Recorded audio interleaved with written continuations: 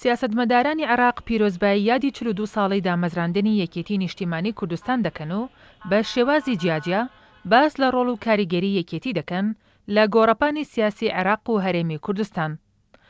نووری مالکی جێگری سەرۆکۆماری عێراق بە کورسات نیوزی ڕاگەاند یەکێتی حزبێکە لە دژی زوڵم و زۆرداری و ڕوبەڕووبوونەوەی سیاسەتەکانی ڕژێمی پێشوو دامەزرا و وەک حزبی داعوەش پەیوەندیەکی مێژوویان لەگەڵ یەکێتیدا هەیە. أتقدم بالتهنئة والتبريك أولا للمؤسسين الذين أطلقوا هذا المشروع المعارض لنظام البعث في العراق. پیرۆزبایی یادی دامەزراندنی 42 ساڵەی یەکێتی نیشتیمانی کوردستان لە سەرکردایەتی و لە ئەنگران و سیاسەکانی نێو پارتە دەکەم. پیرۆزبایی لە دامەزرانی یەکێتی دەکەم چونکە وەکو پارتێکی دژی زوڵم و زۆرداری و ڕوبەڕووبوونەوەی سیاسەتەکانی ڕژێمی پێشوو دامەزرا. وەکو حزبی داوا پەیوەندیی مێژوویمان هەیە لەگەڵ یەکێتی نیشتیمانی کوردستاندا لەبەر ئەوەی لە زۆرێک لە سەنگەرەکانی جەنگ و ڕوبەڕبوونەوەکاندا پێکەوە جەنگاوین چ لە شاخ بێت یاخۆ لە ناوچەکانی تر. لەگەڵ ئەوەشدا پەیوەندیەکانمان چوو ئاستێکی زۆر پێشکەوتوتر کاتێک پێکەوە بەشداریمان کرد لە ساتەوەختەکانی ڕوخانی ڕژێمی سەدام و دواتریش پێکەوە توانیمان مێژوویکی نوێ لە کایەی سیاسی لە عێراقدا بهێنەدی و پەیوەندیەکانمان لەگەڵ یەکێتی نیشتیمانی کوردستان بەڕێز مامجەلال و هەموو کەسایەتی سیاسەکانی نێوە حیزبە لە ئاستێکی زۆر بەهێزدایە. لەبەر ئەوەی لەکتێگەشتنی گەورە لە نێوانماندا هەیە کە گەیاندونی بەم کاتە و هیوای بەردەوامی بۆ یەکێتی نیشتیمانی کوردستان و پەیامەکەی مامجەلال دەخوازین. لەگەڵ ئەوەشدا وەکو حیزبی داعوا جەخ لەسەر پابندبوونی خۆمان بە پەیوەندی و هەماهەنگی نێوانمان دەدەین لە پێناو عێراقێکی یەکریز و ئایندێکی باشتر بۆ کورد و عەرەب و هەموو پێکاتەکانی تری عێراق.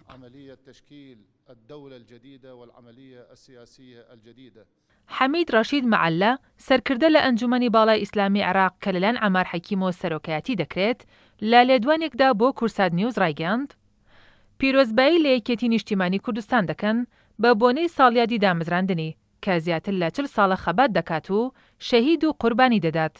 وتیشی ئەنجومەنی باڵای ئیسلامی ڕێزێکی تایبەتی بۆ یەکێتی هەیە بە تایبەتی کە کەسایەتیەکی نیشتیمان پەروەر و خاوەن خەباتی وەک سەرۆک مامجەلال سکرتێری گشتێتی. مبارك لإخواننا في الحزب الاتحاد الوطني الكردستاني. پیرۆزبایی لە برایانی یەکێتی نیشتیمانی کوردستان دەکەین بە بۆنەی ساڵیادی دامەزرانی پارتەکەیان بە تایبەتیش کە دوای تێپەڕبوونی زیاتر لە 4 دێ لە 3 بازنەی سەرەکیدا خەباتی بەردەوامی کردووە. یەکەمیان بازنەیی بەرەنگاربوونەوەی دیکتاتۆری و ڕوخاندنی و دووهەمیشان بریتیە لە بەرگریکردن مافی ڕەنزەرانی گەلی کوردستان و بازنەی سێمیش خۆی لە بازنەی بنیادنانی دەوڵەت و پتەوکردنی دیموکراسیدا دەبینێتەوە. لەو بڕوایەدام کە یەکێتی نیشتیمانی لە پارتە پێشەنگەکانی بنیادنانی دەوڵەت و پتەوکردنی پەیوەندە نیشتیمانەکانە. ئێمە لە ئەنجومەنی باڵا ڕێز و پێزانینێکی زۆرمان بۆ ئەم پارتە و سەرکردەکانی و مامجەلالی سکرتێری گشتیان هەیە و داواش لە خوای گەورە دەکەین تەمەنی درێژ بکات. یەکێتی دوانی جێپەنجەی دیاری هەبێت لە قۆناغی ڕوخاندنی دیکتاتۆری و قۆناغی بنیادنانی دەوڵەتدا. لە پەرلەمانیشدا هەڵوێستی ئەرێنیمان لە یەکێتی بینیوە و لەو یاسایانەی کە بنیادنانی دەوڵەت و ئاسایش و سەقامگیری دەوڵەت پتە دەکەن. تبارك وتعالى أن يمده بعمر طويل. هذا الحزب في الواقع استطاع أن يضع بصمات أساسية وحقيقية. رائد فهمي سكرتيري لجنەی ناوەندی حزبی شیوعی عێراقیش لە لێدوانێکدا بۆ کورسات نیوز وتی پیرۆزبایی 42 ساڵەی دامەزراندنی یەکێتی لە سەرکردە و جەماوەری یەکێتی دەکەن. وتیشی یەکێتی هەر لە سەرەتای دامەزراندنیەوە بە شێوەیەکی کاریگەر لەسەر گۆڕەپانی خەباتی ڕزگاری خوازی نەتەوەی کووردە ئامادەی هەبوو و ڕۆڵێکی دیار و بەرچاویشی لە خەباتی نیشتیمانی عێراقدا هەبوو.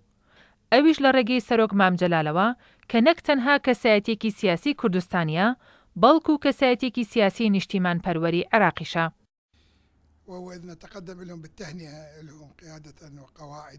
پیرۆزبایی 42 ساڵیادی دامەزراندنی یەکێتی لە سەرکردە و جەماوەری یەکێتی دەکەین.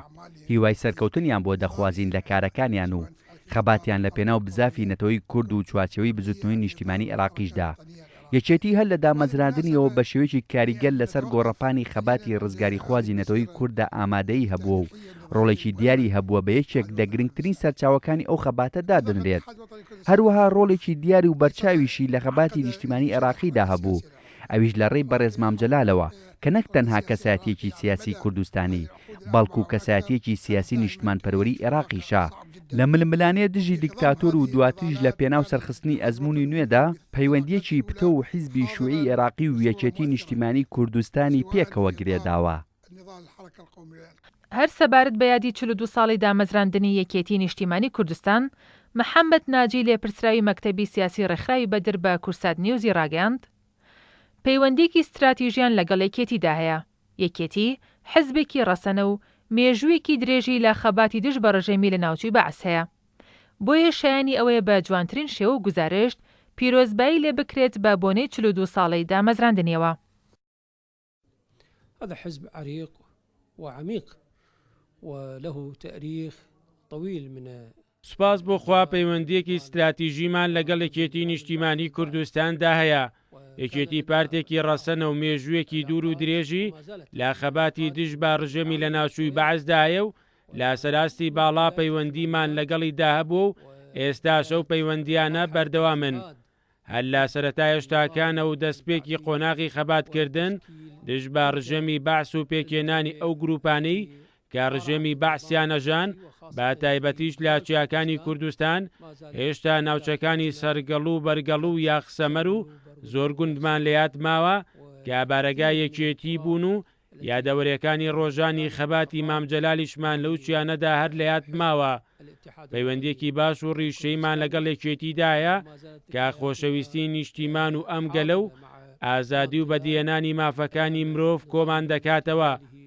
سوپاس بۆ خوا ساڵانێکی دوور و درێژ پێکەوە کارمان کردووە و ئەمڕۆژ لە سەراستی سیاسی و سەربازی درێژە بەو پەیوەندیانە دەدەین.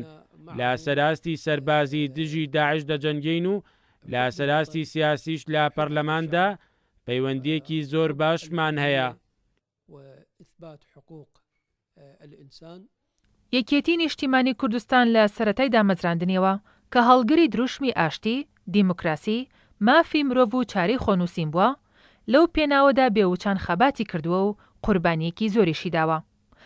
لە ڕوبەڕووبوونەوەی حزبی بەعسی ڕووخا و لاوازکردنی ڕۆڵێکی کاریگەری هەبووە و لە دوای ڕاپەڕینەوە لە گۆڕەپانی سیاسی هەرێمی کوردستان و لە دوای پرۆسەی ئازادیشەوە لە گۆڕەپانی سیاسی عێراق پێگەیەکی بەهێزی هەبووە.